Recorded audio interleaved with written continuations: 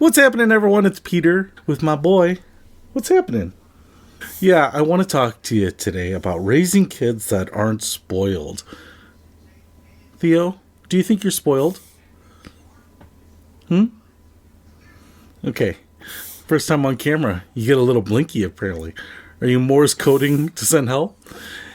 Listen, I think we all think about this. Many kids are spoiled these days. I will say that I'm not perfect in this regard. My wife is not either. I think there are lots of ways to spoil kids.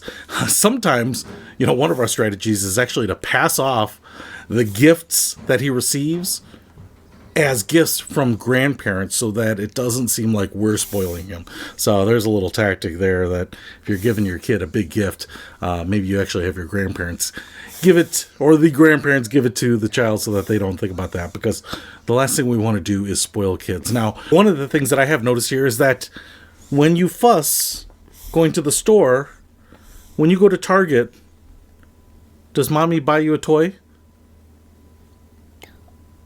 When you go to Target, does mommy buy you a toy? My car broken. Yeah, if your car is broken, mommy will buy you a new car. Will she buy you a new car? Yeah. Yeah, she does. Tow trucks. With the tow truck? Yeah. So you get a new car and she buys you a little tow truck to fix the old car? Yeah. Yeah? Yeah. Okay, that is true. And tends to spoil the kids sometimes. So we try not to do that. But one of the things that I was reading about not spoiling kids is Big tow truck. a big tow truck. You have many tow trucks.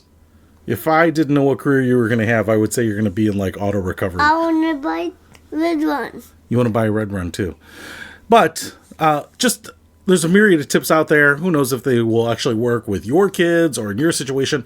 But one of the things that I noticed here is that there's some commonality about having kids have chores by the time they are 2 years old. Now, my son is just a little over 2, but he is going to start getting some chores here. Putting toys away before you get TV, putting toys away before you go to bed. Those are going to be your chores. Are you excited about that? Nope. No, I didn't think so. Do you like putting your toys away? Nope. No? Do you like going to school? Yep. Yeah. School's fun. Where do you go to school?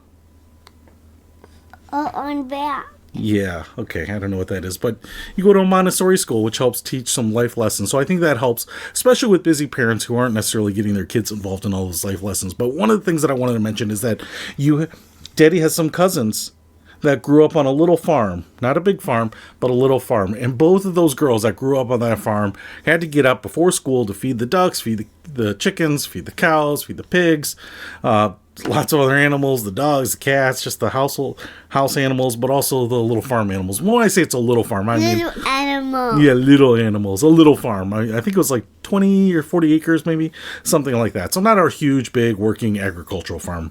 But what it did is it taught them, I think, a lot about what actually has to get done so that you can put food on the table and responsibility. Like they would collect eggs. I remember having those organic eggs from the chicken shed.